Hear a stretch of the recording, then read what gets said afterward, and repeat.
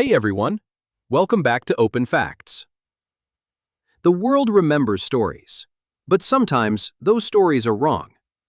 From Napoleon's height, to Viking horns, to who really discovered America. Today on Open Facts, we're setting the record straight. These are 10 major historical events you've probably learned wrong. Let's begin. 1.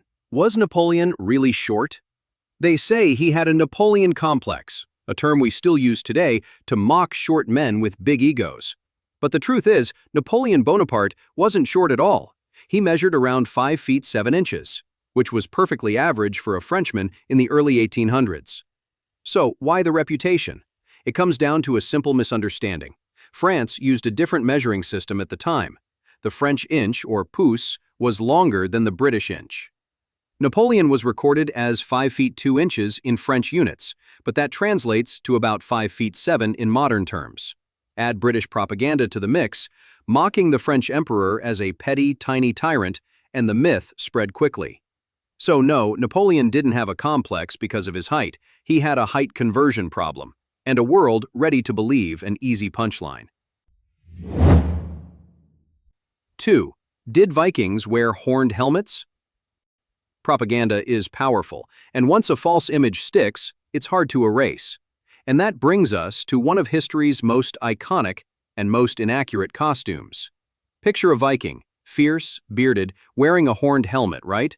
But that image is a myth.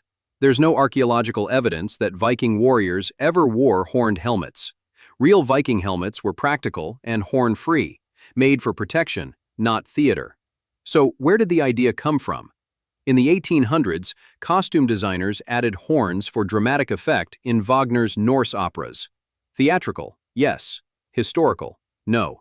The image spread through books, Halloween costumes, movies, and pop culture. Horns were too iconic to let go, even though they never belonged in real battles. The truth is, Vikings didn't need horns to be legendary. They were explorers, traders, and warriors, without theatrical flair. The horned helmet? A stage prop that became historical fiction. 3. Did the Trojan Horse actually exist? From staged theater to epic poems. Some myths are carved into our culture through storytelling, not truth. And one of the oldest? A wooden horse said to bring down a city. The Greeks built a giant wooden horse, hid inside it, and destroyed Troy. Or so the story goes. But many historians believe the Trojan horse never existed, at least not literally. There's no physical evidence of a real wooden horse. Some think it was a metaphor for a battering ram, a bribe, or even an earthquake. All possible explanations for how Troy fell.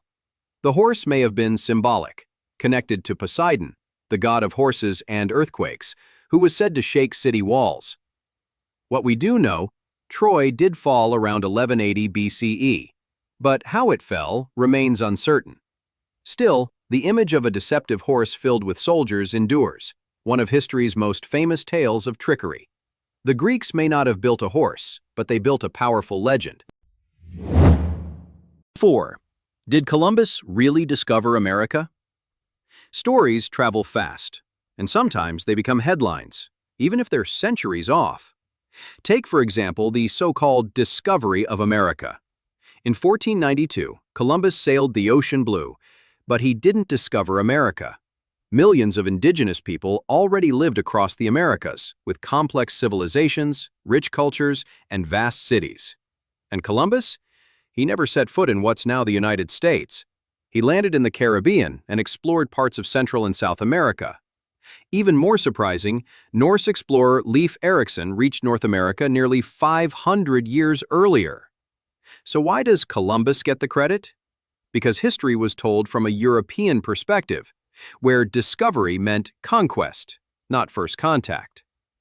The truth is, the land wasn't lost. It wasn't waiting to be found. It was already known, already home. Columbus changed the world, yes, but he didn't find a new one. 5.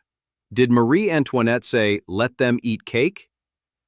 Speaking of royalty and revolutions, some myths are built on a single sentence, but not all those words were ever spoken. Let them eat cake. It's the most famous line Marie Antoinette supposedly uttered when told her people had no bread, but there's no evidence she ever said it. The phrase appeared in literature decades before she was queen, in the writings of philosopher Jean-Jacques Rousseau. Most historians believe it was revolutionary propaganda, an invented quote meant to portray her as cruel and out of touch. While Marie Antoinette did live a lavish life at Versailles, she was also known to support charity efforts. Still, during the French Revolution, image mattered more than facts. Let them eat cake became a symbol of elite ignorance, even if the words never left her lips. Sometimes, what we remember isn't what happened. It is what history wanted us to believe. 6. Is the Great Wall of China visible from space? Sometimes, a single sentence becomes legend. Other times, a whole structure becomes the center of a myth. Like a certain wall, said to be visible from space. We've all heard the claim, the Great Wall of China is the only man-made structure visible from space. But astronauts say otherwise. While the Great Wall stretches over 13,000 miles, it's also very narrow, and made of materials that blend in with the landscape.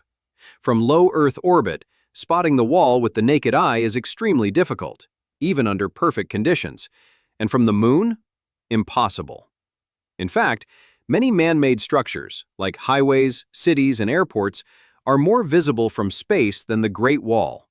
The myth likely comes from national pride or exaggerated retellings, but it doesn't hold up to scientific observation. It's still an awe-inspiring achievement, just not quite as visible as legend says. What we imagine from above isn't always what's real. 7. Did Einstein fail math? Visibility isn't just about what we see, it's about what we think we know. And one of the most widely believed myths, that even geniuses struggled in school. People love to say, even Einstein failed math, but that's completely false. Albert Einstein was a math prodigy. He was doing calculus by age 15 and excelled in his technical education. So where did the myth come from? Probably a misunderstanding of the Swiss grading system, or a deliberate attempt to humanize his genius. Einstein himself once said, "I never failed in mathematics. Before I was 15, I had mastered differential and integral calculus." The truth is, Einstein didn't struggle with math. In fact, he relied heavily on mathematical reasoning in his theory of relativity. It wasn't math that ever held him back. It was rigid institutions that didn't know what to do with someone who thought so far outside the box. Einstein didn't fail math. He challenged the limits of what math could explain.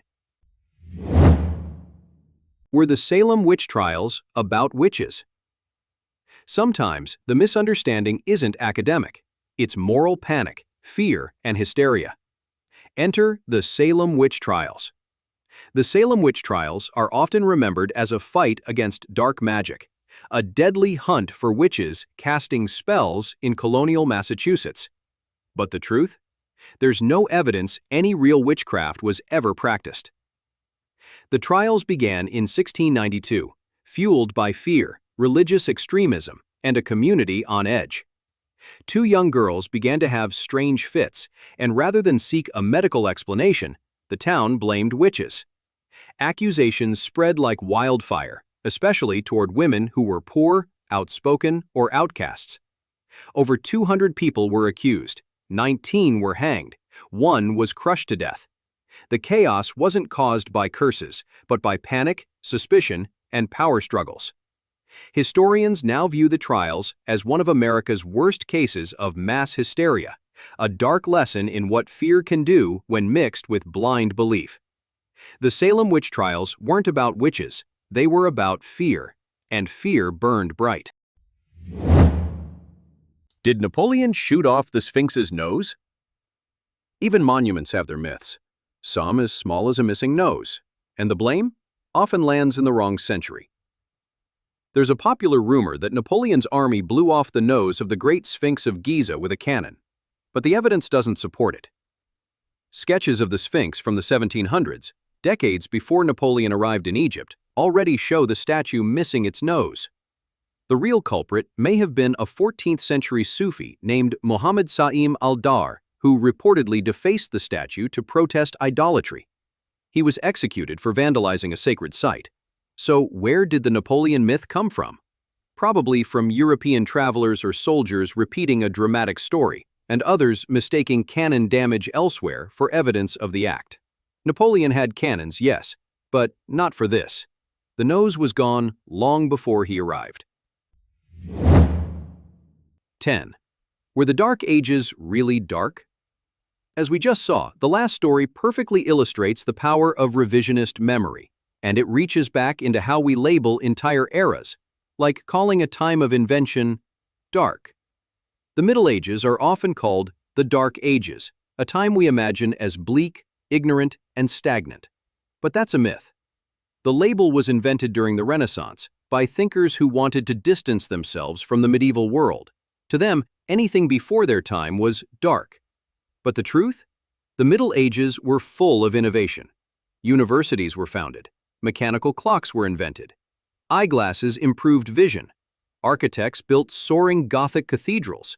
And near the end of the period came the printing press, one of the most transformative inventions in history. There were plagues and wars, yes, but also philosophy, science, and culture. It wasn't a time of darkness. It was a time of foundation. Without the so-called Dark Ages, the Renaissance may never have happened. That was the last of our 10 myths, but there are countless more waiting to be uncovered. Subscribe and join us as we uncover the facts, challenge the myths, and rewrite everything you thought you knew.